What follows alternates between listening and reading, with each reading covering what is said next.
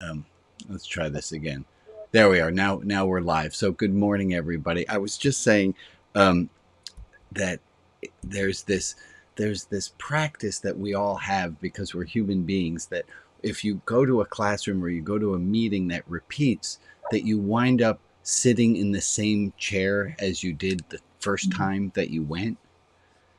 And I Mhm. want to encourage us today to not do that. Not that you're going to be seated in a different place than you usually are. You're probably sitting in the same place as you have been before if you've been here before. But I want to encourage you to not necessarily be the person who you've always been.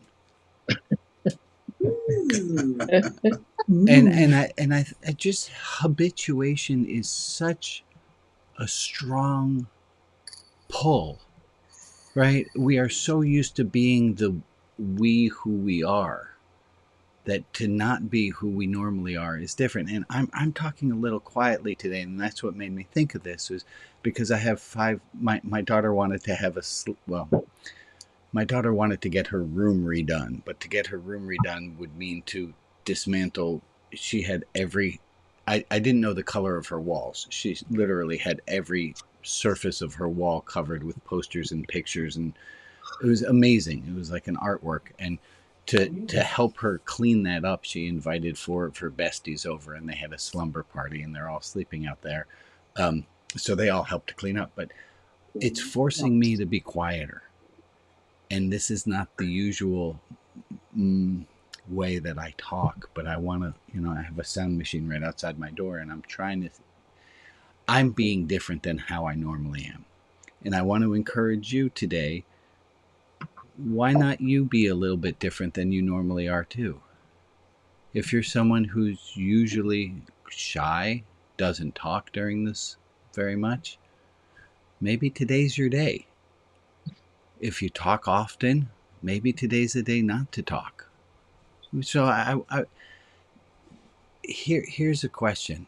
What good are freedoms unless we exercise them? I don't see the recording symbol.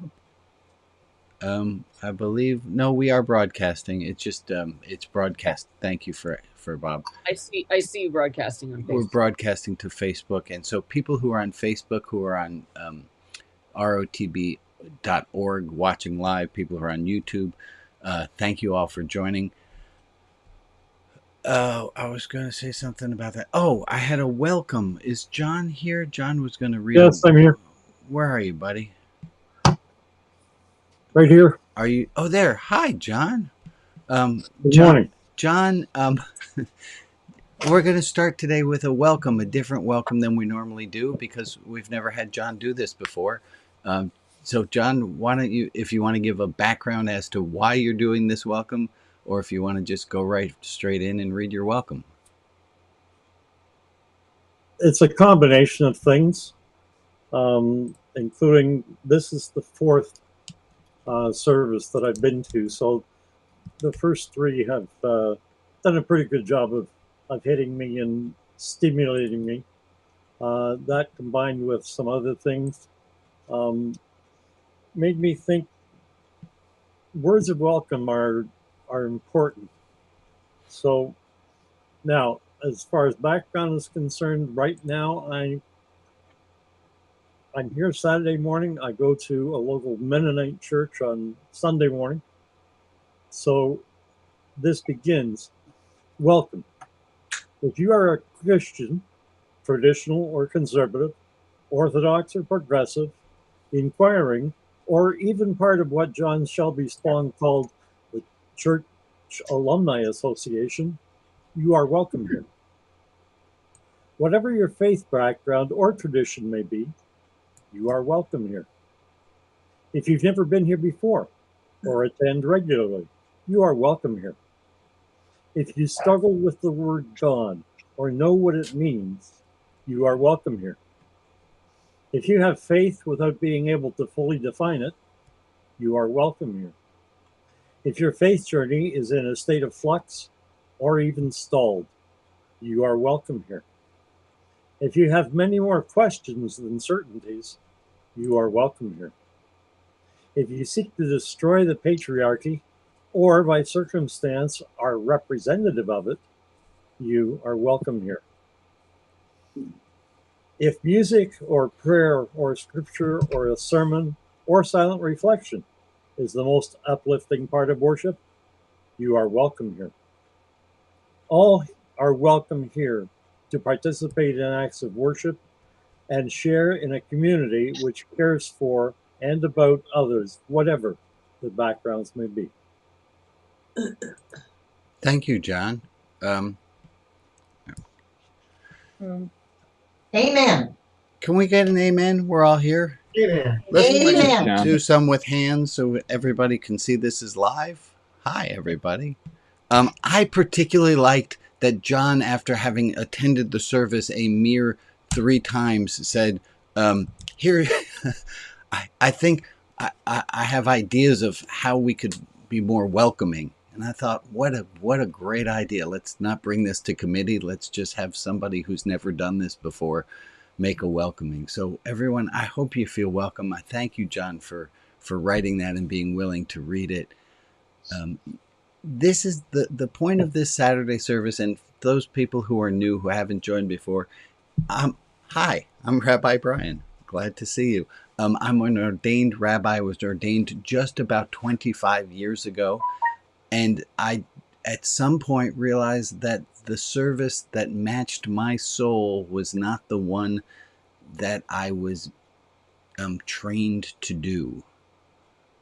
That's not exactly right, because of course I was trained to do exactly what I'm doing, but the one that you know what I'm talking about. We're not doing that Hebrew service. There shall be no. I wanted to figure out how to run a service where there wasn't a high bar to entry, that you didn't have to know all tunes, you didn't have to know prayers in a foreign language, you didn't have to know when to sit, when to stand. And it's taken me about 25 years to figure out how to create a service like that. So I want to say welcome to everyone who's here. I'm glad to have all of my friends. I'm just looking at you all. Hi, guys. Hello. Hi. So welcome, and welcome. Glad you're here. This is, I'm going to refer to as Rabbi Brian's spiritual religious support group. Now, at a past time when I referred to this as a spiritual religious support group, there was some consternation, and there was some we don't like the phrase support group. But I thought after last week, if I added to the beginning of the phrase spiritual religious support group, Rabbi Brian's spiritual religious support group, that none of you could quite argue, because it's not saying that you're members of this, that you're doing anything other than supporting me because I need support as Rabbi Brian's spiritual religious support group. And last week we got I need to talk about what happened last week. If you weren't here last week, let me give a quick recap. We had a wonderful discussion, and I want to get back and clean up a little bit more about, we talked about the difference between joy and pleasure. And then something bizarre happened where I misread an email from my college where I thought I was being slighted. And it came out at the end of the service when I actually read the email that I had imagined the slight being offered against me. And it was quite a revelation. It was quite a moment. Oh my goodness. Go ahead. So you were wrong? Yes, Emily. I was very wrong. There are a lot of lessons that one can take from this, and one of which is that it's okay to be wrong. I was texting with Hugh. Hugh, I hope you don't mind that I'm going to share the content of our text. Here's your chance to object. You may say anything you want about me, Brian. Thank you. So here's Hugh said, Sending you peace as you prep for the service, no need to reply. Can you read that on? I can zoom in a little bit. There we go. Out of focus. I'll get to that. Hold on.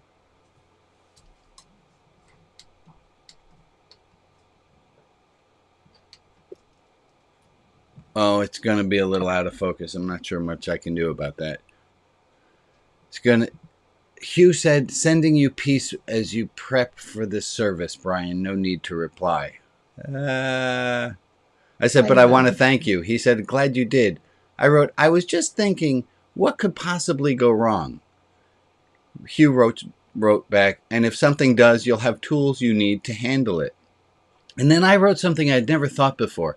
As so long as I am the judge, I cannot really get convicted of messing up unless I rule against my own self-interests. As long as I'm...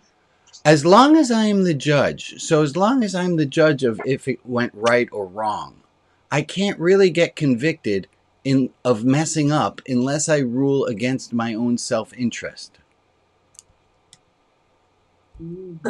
Right. If I'm the one who judges if it was a mistake, and I'm the one who metes out, here is the punishment, here is the court has decreed this is what one must do to.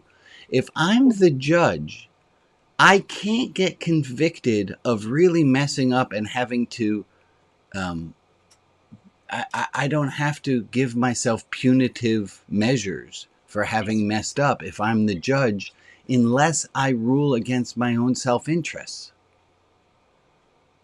Let me try it this way. Who's to say you did something wrong?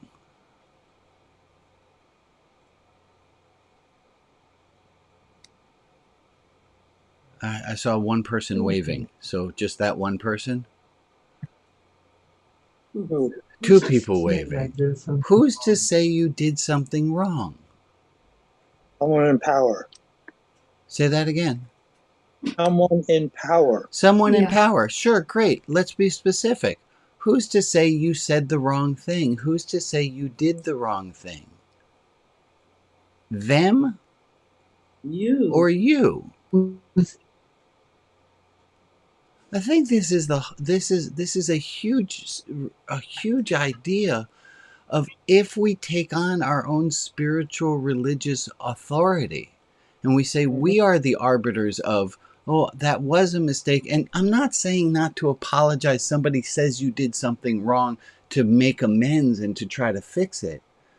But who is it up to whether or not you hold that and you hold on to, I really messed up?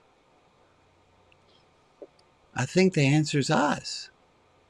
Mm-hmm. I like that other answer about whoever has power. And well, who has the power, Emily, in your life to say you did something wrong? Right, that's right. I get to say. You get to say. And even if somebody comes at you and says you did something wrong, they can believe that, but you can also believe that you're... Who has the right to let me put it in different words. Who has the right to lessen your soul? Who has the right to lessen your shine? Who has the right to dim your sparkle? That's assuming that if something wants to be corrected, it lessens your soul rather than enlarges your soul. That's exactly what I'm saying. Yes. Correct. Say that again, Carol. That's what I'm trying to get at. Is we are the ones.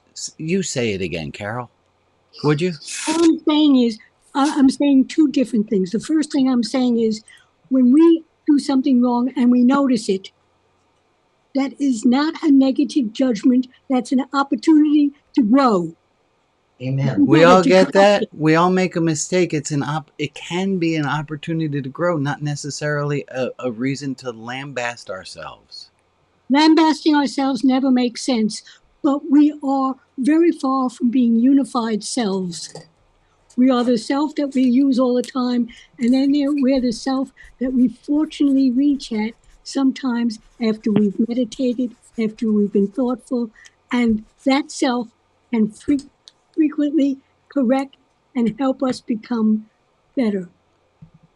And that's what I want us to see when I said that maybe today we sit in a different seat than we normally do.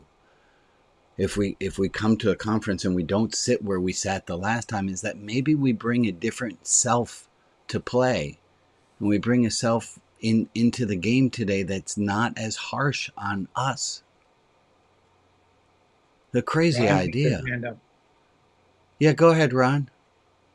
I'd like to just point out that, I want to quote Paul here: that which I would do, I do not; that which I would not do, I do. And I am the one. Let me pause you for a second, because I know the quote you're referring to, and if people don't know the quote, I'm not sure they're going to get what you meant, which is Paul was saying that there are things that I know that are good for me and I don't do them. And there are things I know that are bad for me and yet I do them. So that's the quote. Now go ahead, Ron. Right. Okay. Very good. So sometimes I'm the harshest judge of myself. Time out. How many of you, show of hands, how many of you are the harshest judges of yourself? Oh, look at that. It's everybody. It's amazing. Strange, isn't it? Go ahead, Ron. Okay, but as years go by, I look back on some of these decisions that I was so harsh on for myself and realize that my subconscious was what triggered it, and that was the best possible decision at the time. It was the best possible decision at the time. Yeah. Do it. Right. Even though I judged myself harshly for making that decision. Right. So you get yourself out of the loop. Yeah. Okay. Exactly. So let's talk for a moment. And we went all the way into the deep waters at the start. I didn't start. I have cute little cartoons I was going to warm us up with, but we don't need those today. What, and this goes, I've asked this question to the group before, and if you haven't been here, maybe you be one of the people. If what I'm saying from Catherine Schultz is this is the first time you're hearing it, I'd love to hear from you. If you've heard this before, please take a different seat and let someone else answer. But Catherine Schultz asks groups of people, she says, what does it feel like when you make a mistake? What does it feel like when you make a mistake?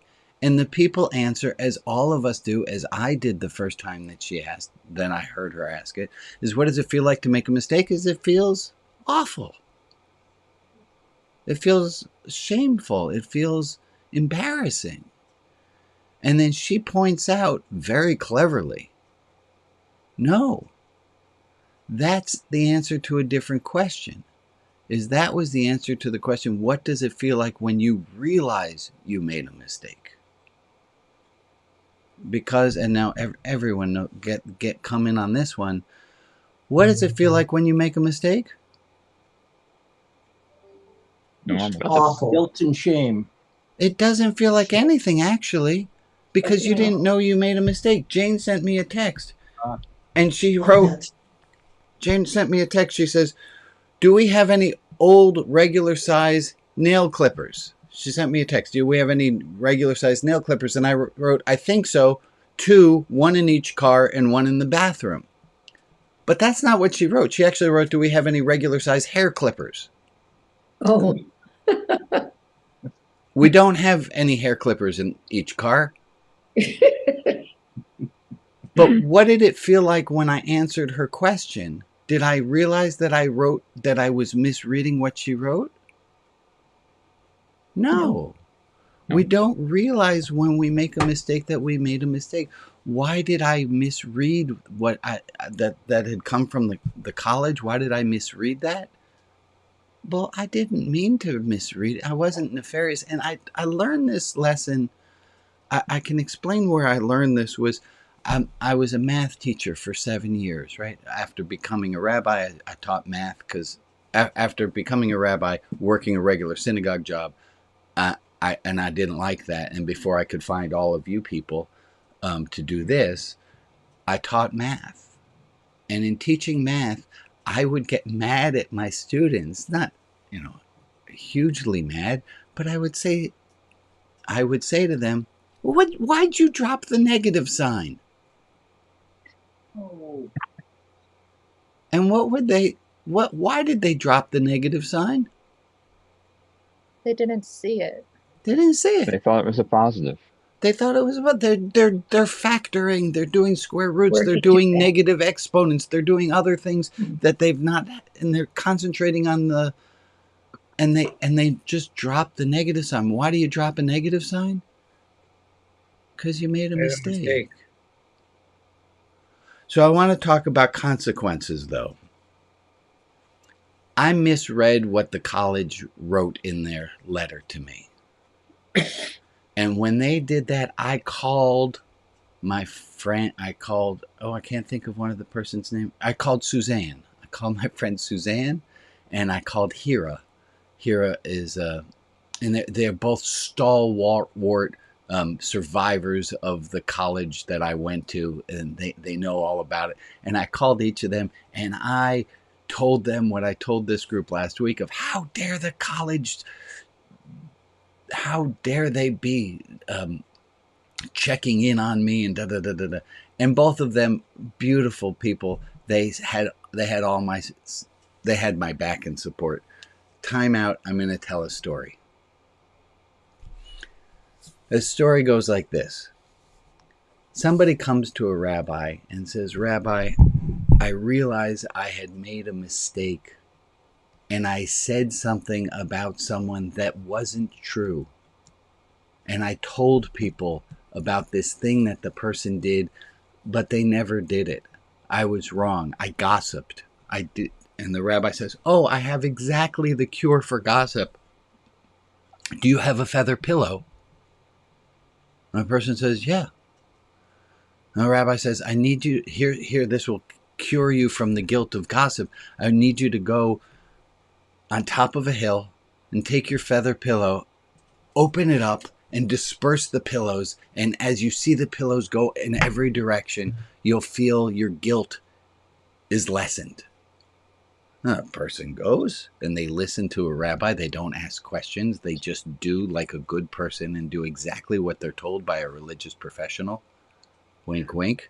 Don't do that. So they go to the top of the hill. They release the feathers to every direction. And they don't feel any better. They actually feel pretty stupid because now they've lost their favorite pillow. On top of it, they go back to the rabbi. They say, that didn't work. I don't feel any better. I feel worse. I now lost a pillow and I still feel guilt and shame. And the rabbi says, oh, I forgot. There's a second part to what you have to do after you dispel all the feathers to the four corners of the earth. And they say, well, what is it? And the rabbi says, you have to go now and collect all the feathers. Put them back in. And they say, well, that's impossible.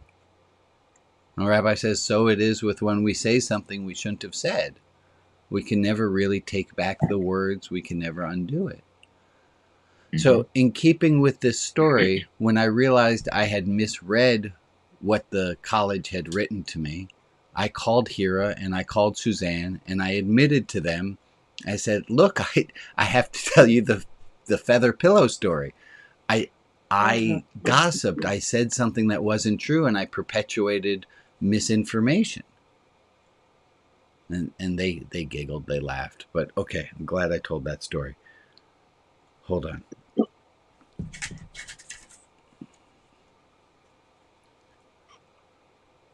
I made a mistake last week, but I'm also willing to forgive myself. No major damage was done. And if that major damage was done, I'd still have to find a way to forgive myself that I had made a mistake. I had just made a mistake. Are you willing to let me forgive myself for the mistake that I made? Yes. Sure. Of course. Oh, Absolutely. no, you didn't want to answer that so quickly and so positively. Yeah. Because You can forgive yourself. We won't. yeah, that's exactly what I was getting at, Rob. if you all would forgive me for my trespass. Why? How does your Why? trespass affect the person you misunderstood? I Just ask. I don't know. I didn't get back in touch with the college about it. I mean, But for me, that's my biggest thing. If I'm misunderstanding, I made a mistake and I affected, I try to figure out how I right. So fix it. I could call the people who I Fix. spoke to. I could apologize to all of you to whom I had told the story. I could try to collect back as many pillows as I can, as many feathers as I can. Let me get back to my point, and then Najak, if you have a comment, I'm really glad to hear. I want you to try this. I want you to see you're willing to let me be forgiven for the mistake that I made. And it might be because you go, well, Rabbi's got a contrite heart. He just made a mistake. They da, da, da, da, da. My question is, and I want it to sit with you, are you willing to forgive yourself the mistakes that you make as easily as you'll let me forgive mine? Probably not. Probably not. No. I appreciate the honesty. My goodness, thank you for the honesty. Can you let that one sit? Let it take seed. Let it root a little bit and contemplate this over the next week. Why are you harsher on yourself than you would be on me? If you are the judge in your own case, why are you committing yourself to a greater fine than you would give to me? Because that's the one I can control. That's the one you can control. You can control the one on you. Perfect. I love that, Rags. Better. So why not be the judge who rules in your own favor? How about holding yourself to a higher standard? I always try to be kinder to other people. Yeah, great. Can we try it for a week? What would happen in this world? And boy, oh boy, I will take all the heat if it works out badly. But what in the world would happen if each of you were as kind to yourself as you know to be towards other people for a week? What in the world could happen? I got ideas. Bob, and then Al, and then Michael. I guess I look at it from a different slant. That when I make a mistake, that I do something that I think is going to work, but it doesn't, and then that's a mistake. But I learn from that, and I say, okay, I don't do that again. Great. Mistakes are normal to me, and that's part of my life. And so I really don't get upset with it. It's just that I looked at what did I learn from it.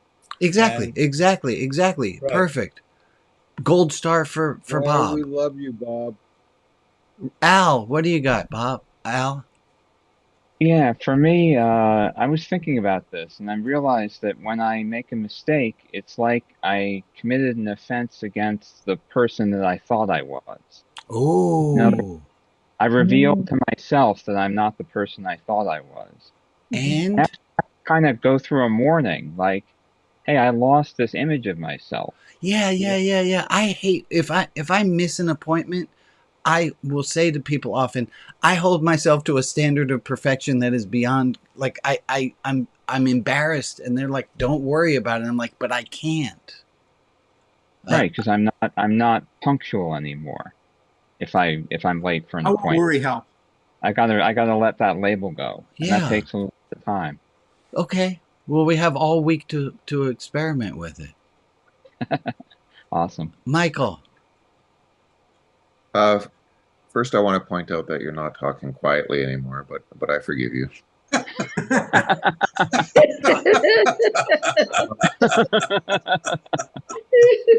Awesome. This topic, it's pointing at some really deep ingrained beliefs, right? Like the only real judge is God, and that's what I've learned. And who am I to forgive myself, right? That's a tough one.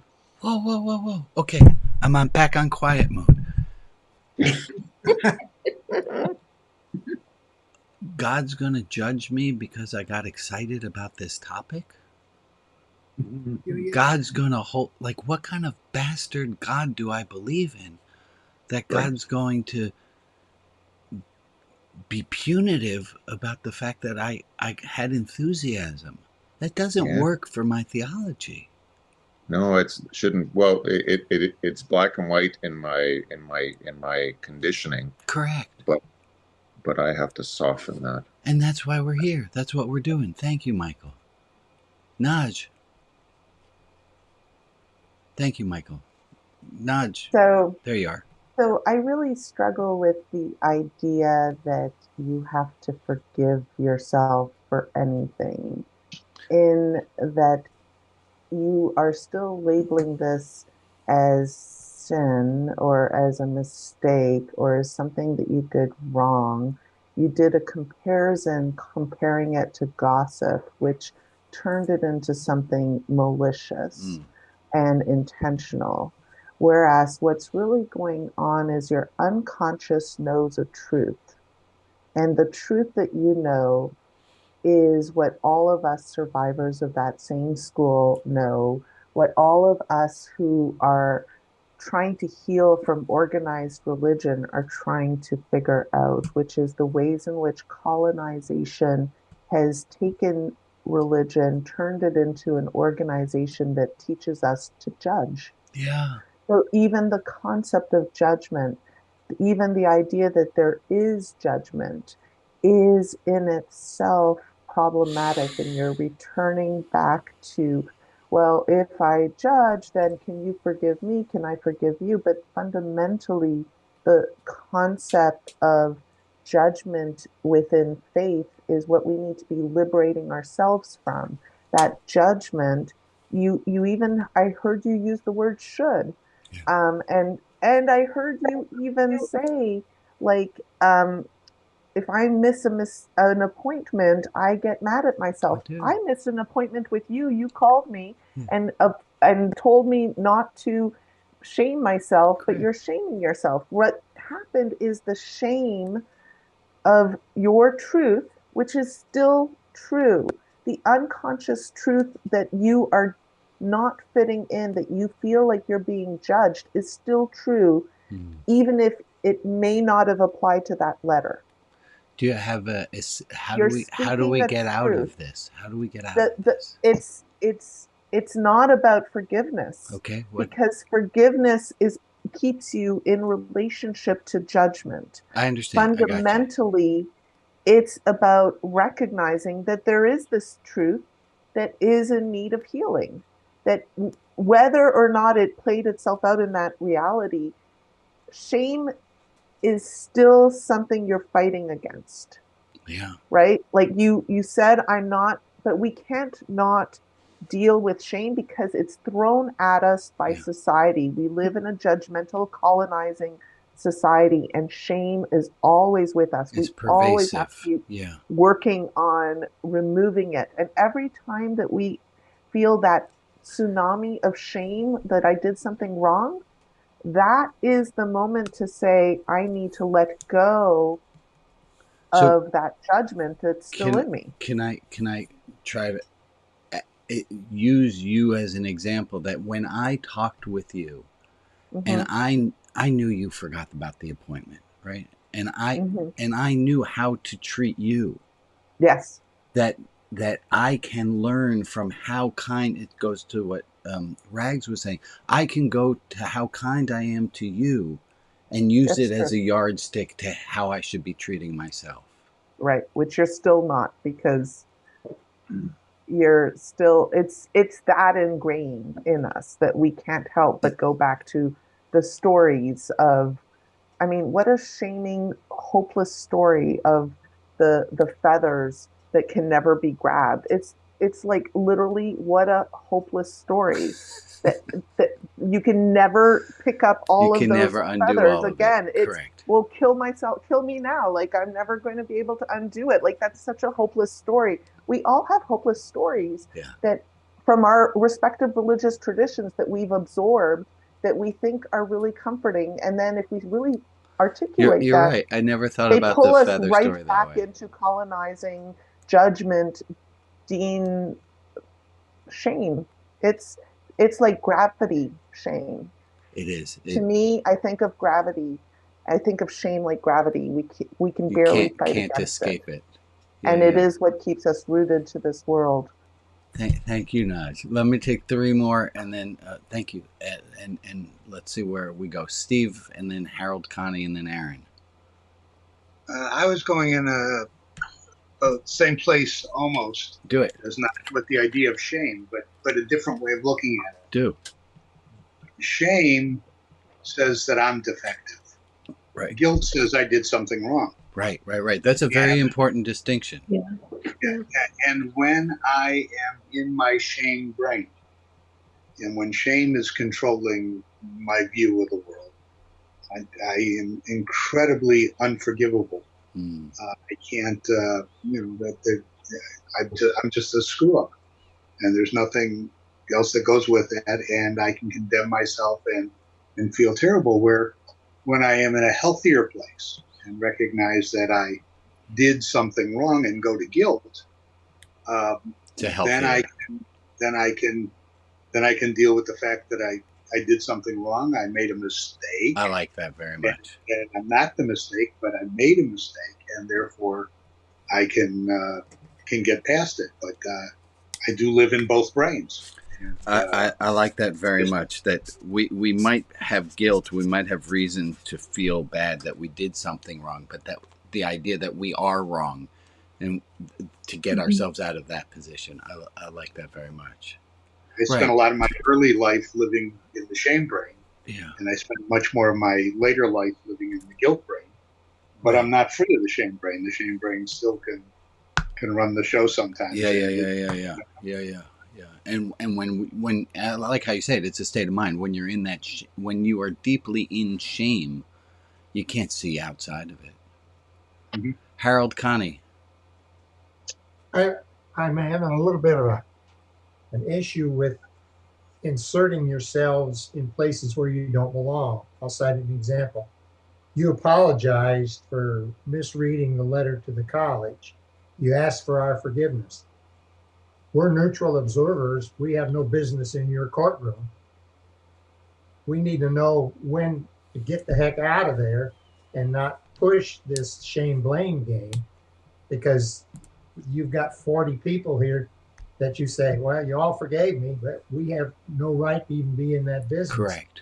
And one of the things that standard religion says, by golly, you need to insert yourself when somebody goes wrong and straighten their body out. And I think that's a judgment we have to make about who did the wrong, and am I a neutral party or am I harmed? And I don't think we know how to make that judgment very well. And we get way into this shame blame way too far, way too quickly, where we have no business being in there in the first place. I think right. Let's make sure not to judge other people so much. Aaron, thank you. Harold, thank you. I wanted to. Yesterday, I went through a cognitive test. It was testing me on my memory, and because I have issues with memory, and I really felt crap.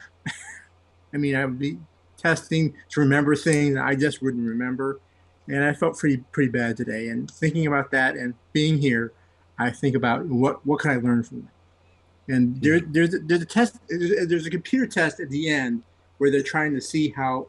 I get the feeling they're trying to see how adaptable you are, and I remember getting a whole bunch of. It's really weird. You're trying to sense a pattern, and the pattern keeps changing, so you try to adapt. And in a way, I tried to take that positive to see how could I adapt. And I didn't do it every time, but I'm trying to learn from it. In this conversation, I'm trying to share the story. Thank you, Aaron. And if I may add in a little from my educator days, if the one of the problems of testing is that the tests have to be harder than everyone can do. Right. Because if it's not harder than everyone can do, then you can't judge who's better than whom according to this test. And so when you take standardized tests, the SATs, the ACTs, or any of these tests, you're going to leave feeling stupid because the test has to be, by its very nature, something that not everyone, that most people can't do well.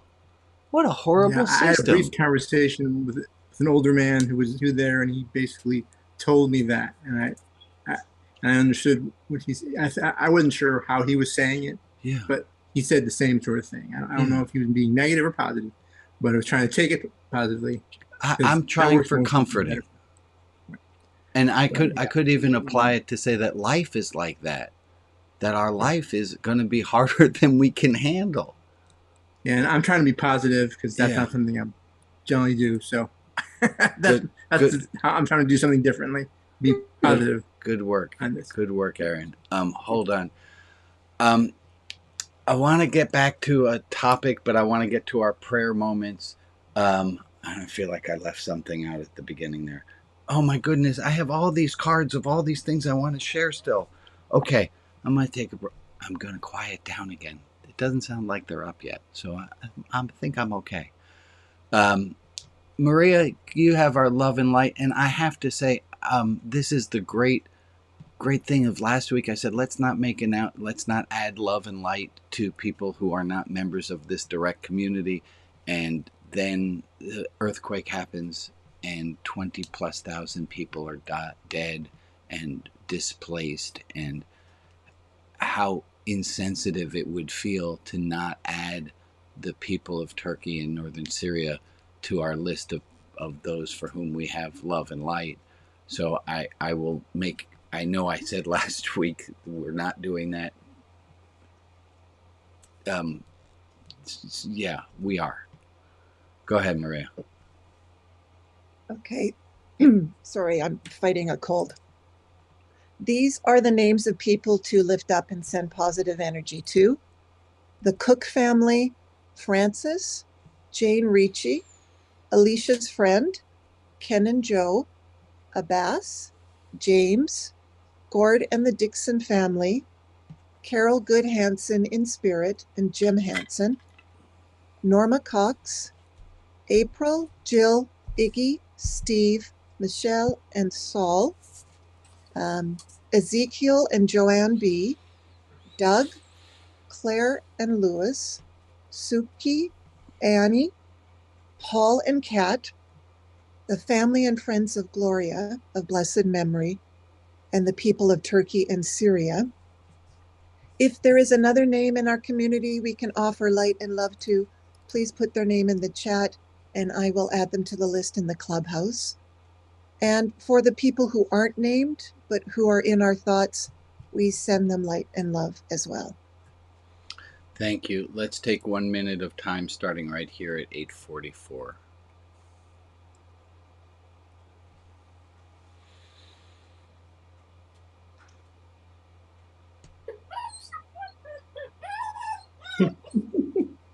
Hi, monster.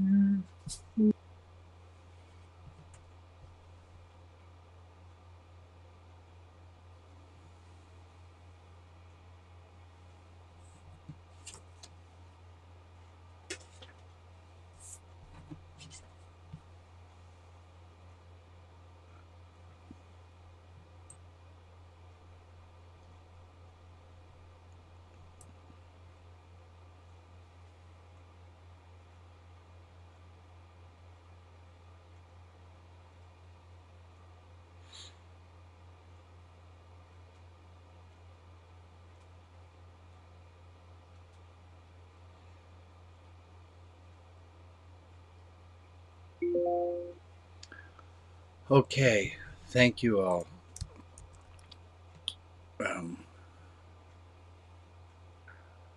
I want to go back and clean something up Carol had helped us with last week, and it fit in so well last week, and it extends to things we've done in the past, and it extends forward.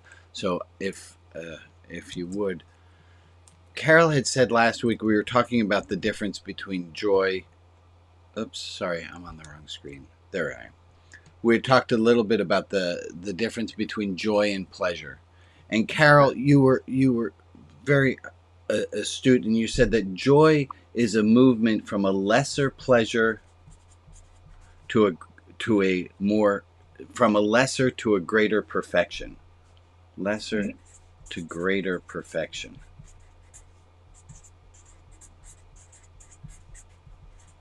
And that is a movement from a lesser to a greater perfection. That's where we find joy. We find joy in moving from a lesser to greater perfection.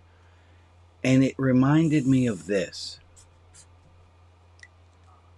It reminded me of the arrow that we've used very in talking about the spiritual religious life, that we talked about transformation. And I wanted to add to our understanding of transformation that that's what we're talking about when we're talking about transformation. We're talking about moving from a lesser to greater perfection. That it's not just transformation, because transformation can go both ways. That when we're looking at a spiritual religious life, we're looking at the movement from something lesser to something greater. And then, Carol, if you would, and I'm going to put you on the spot knowing that you can take care of yourself if you want to say no, you had added in something about love. You said to me, we can extend this teaching about love. And I'm wondering if you would be all right sharing that. Fine. For the most part, people at first fall in love as an experience of pleasure. Oh, I feel so good in this person's presence. Oh, this person is so attractive. Oh, I want to be friends with this person. These are all pleasures, and they are easily dissolved, and you can see that in the divorce rate. But if you love someone because you are experiencing, love is joy with the idea of an external cause. In other words, anyone who really sees you, opens you up, helps you to become what you can become, you love. And that can be a friend, that can be a lover, that can be a teacher. Anyone who helps you to move from a lesser to a greater perfection is someone who gives you joy with the idea of an external cause. I'm going to say thank you. That's a great, for me, just such a great idea of that love is moving from a lesser to a greater as well. And that true love. And we put that in that curve, the Yerkes Dodson curve last time, of that it's not always fun to love, but that there's a joy, there's a joy in being transformed from the lesser to the greater. Naj, go ahead, Carol. Finish what you had to say. No, let Naj talk. Naj? No, I mean, I don't want to interrupt. Everyone's so I was polite. just waiting. I just wanted to say, because when I hear the word perfection, it brings me back into a place of shame, the word perfection. And just change it to wholeness. That was what I was going to say, is that the Hebrew word for perfection is wholeness, which to me involves the integration and absorption and loving of those parts of ourselves that we have split off because of shame. So when you, for example, Brian, are having that moment of like shame of seeing how your experience of the college touches upon this notion of I'm not good enough, who I am is not good enough, and then that's like there for all of us to see. The healing, the moving to perfection, is recognizing that the brokenness is also holy, is recognizing that part of you that you didn't want to see, that showed up when your unconscious decided to make itself known, that is also part of your wholeness. Yeah, I like that very much. I like that very much. Thank you. Good. Because sometimes perfection is used as a weapon, especially for those of us who are neurodivergent. Thank you. And that goes also to what Aaron was just talking about. I had taken the word perfection to be a goal, nothing that we're getting to, but I like wholeness as a Wholeness is right, and that's what Spinoza meant, because a perfect horse is one that has 4 legs and a mane and a tail, and it's got nothing to do with how fast it can run. It's just a horse. When it's got all the aspects of a horse, it's a perfect horse. I have a question. What happens if it only has 3 legs? Is it not a horse? Not a perfect horse. No, it's not a perfect horse. It's a wounded horse, and we try to heal it. That seems a little rough to me. No, I didn't say we try to shoot it. I said we try to heal it. I heard you. Perfect is the same. Naj was absolutely right. Perfect means wholeness. Okay. And that's also what shalom means. Yeah. Shalom doesn't simply mean peace. It means wholeness. Yeah. Right. The problem is you live in a colonized world where 3 legs don't get you very far. Unless you're... So you still have this idea that it's very hard to hear this conversation without shame infiltrating. I'm having a hard time with it myself, so I'm looking forward to having more unfold and for me to understand better. Can I chime in as one of the disabled people who's in this group? We got Carol? a bunch. Yep. Go ahead. Whole. Jack. Hoo, suck it up, princess. No, Carol, but that's... You know damn well I am a whole person. I think that's what we're saying. I am considered disabled. Sorry, RB, just let me get this out. Yeah. I'm a whole person. I am considered by several different psychiatric magazines and, the DSM-5 and so on as a disabled person. But I still consider myself whole. Amen. Even though I cannot interpret a lot of stuff y'all can as neurotypicals. I'm still a whole person. So that 3-legged horse, as far as I'm concerned. We'll find another word than whole. What he's really saying is when you can really claim all of yourself. Which is what you do, Lee. You do claim all of yourself. I mean, that's what you were just doing. Basically, comparisons are awful and should not happen. We're not here to compare with one another or to compete with one another. We're here to fully inhabit our own lives. I like that. Agree with that. Good. Look at that. That works for me. Thank you. Thank you for cleaning that up. And Lee, thank you. That reminds me of a quote that I want to bring.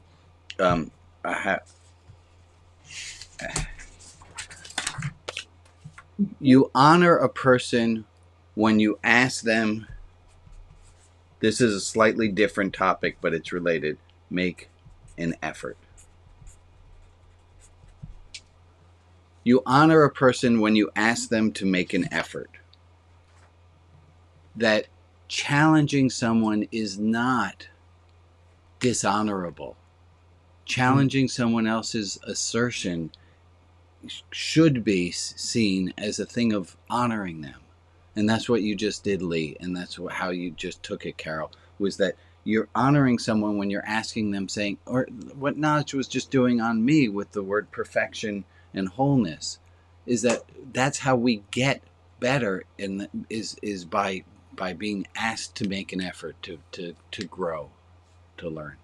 Okay, that was on the pile. Rabbi, can you change that when you ask them to grow? Because to make an effort sounds so belittling. Okay. So I think we're getting into some, ask them to grow. All of our words have associations that are tinged by shame and colonization, and this is part of the challenge. Even like trying to say from less to more, it involves a value system. Correct. And we live in a world that tells us that those of us that are wired in one way are different and not as good than the machine people that are perfect. And the four-legged what that really horse, is, I suggest, is the disavowal of spirit. So colonization's goal is to teach us shame so that our spirit doesn't shine, and therefore we can be controlled.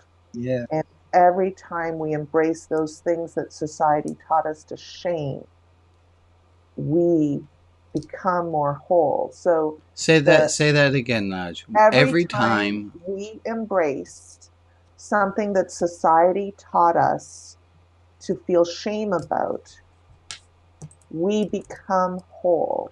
I That love is the that. healing. That is just That is beautiful. the healing that I heard Carol trying to articulate, is those when we realize that who we are is whole and perfect unto itself, regardless of how it fits into a society that is filled with colonization and shame and ways that we are cut in order to fit into little boxes. If I am a star and I'm being shoved into a square box, then parts of me are going to have to be disowned, cut off through shame so that I fit, so that I don't rock the boat. But I then lose that part of me, and then I start to shame myself so that I stay in my place. Naj, help and me so with the that true sentence. healing is coming out. Help me. I didn't get exactly all your words down. Every time we reject that which society told us was shameful, that told us is shameful. Is shameful. Finish the We heal and become whole. So when we say, I am wired differently, and that is beautiful too, that affirmation that we just heard is the making of wholeness. When we reject shame, when we come Amen. out of shame. But Amen. shame is like gravity. It keeps trying to find its way back in, how we hear one another, the associations we have, because being in this world is so wounding. This for is those this of is us who are different. beautiful, and all of us. I think every one of us knows this, and it's living towards it. I have only so much time, but I have Anne, Lexi, and then I had somebody else on the screen for a second. Anne, go ahead. My cat here has 4 legs, but if I had a 3-legged cat, I would not be attempting to heal the cat. Correct. I would be attempting to heal the society that thinks that she's not wonderful just as she is. Lovely. Thank you, Anne. Yes. Yeah. And Lee, I'm one of the disabled people in this group.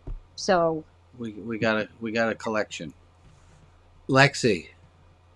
So I'm just trying to synthesize everything that's being said. Are we basically saying, like, I feel like we're just saying that wholeness equals our authentic selves?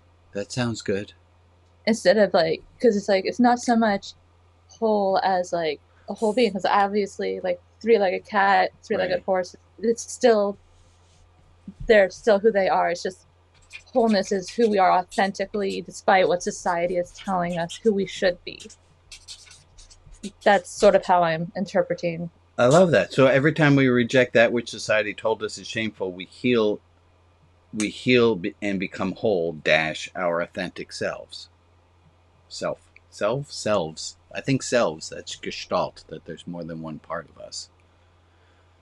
Okay. Well, since it's yeah, John. One term that comes back to me, a lot of what I'm hearing is we deal with a double standard.